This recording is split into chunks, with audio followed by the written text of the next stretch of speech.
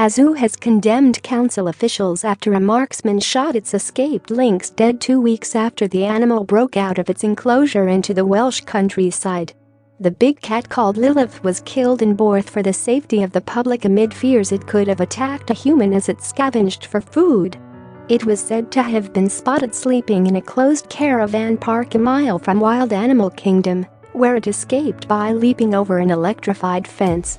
The zoo's owner Tracy Tweedy, 47, said it was cruel and unnecessary to shoot the 5,000-pound lynx, who was 1.5 years old and twice the size of a domestic cat. She also claims that the council brought in a big game hunter who runs a local firearms training school to kill Lillith and are now refusing to hand back her remains. She said, "I am angry. There is nothing humane about shooting a defenseless creature." The council is saying Lillith went onto a populated part of the community, but that is rubbish. She was seen asleep under a caravan at a holiday park which is closed at this time of year. Lynx are not dangerous, they will run away from people, which is what she has been doing since she escaped. Furious Twitter users also slammed the council, saying that the animal could have been stunned and recaptured.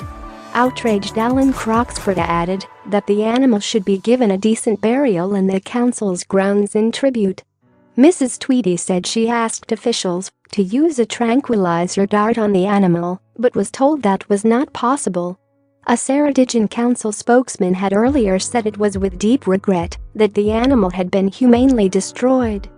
A statement shared by Aberystwyth Central Councillor Ceredigion Davies on Facebook said, "It is with deep regret that Ceredigion County Council reports on the humane destruction of the Eurasian lynx that recently escaped from Borth Wild Animal Kingdom." Despite exhaustive multi-agency efforts to recapture the Class A animal, the multi-agency group responding to the incident received additional advice late on Friday afternoon, 10 November, from a specialist veterinary surgeon that the risk to public well-being had increased from moderate to severe due to the continued failure of the Wild Animal Kingdom to recapture the lynx. The safety of the public was paramount, and therefore once the lynx had strayed over to a populated area of the community, it was necessary to act decisively. According to the park, there have never been any recorded attacks by a lynx on a human, but officials warned that they were wild animals with sharp teeth and claws and will attack if cornered or trapped. The local council and Dyfed police tried a range of measures to capture the lynx, including baited traps. A police helicopter with heat-seeking cameras spotted the big cat, but it ran off before it could be caught. Lillith was dubbed the Beast of Borth after escaping from her cage by making a giant leap over an electrified fence. The zoo, which has 4 other lynx along with 2 lions and a crocodile, has been closed ever since the lynx escaped. Lillith was blamed after 7 sheep were found savaged to death in fields near the zoo at Borth, Cardiganshire.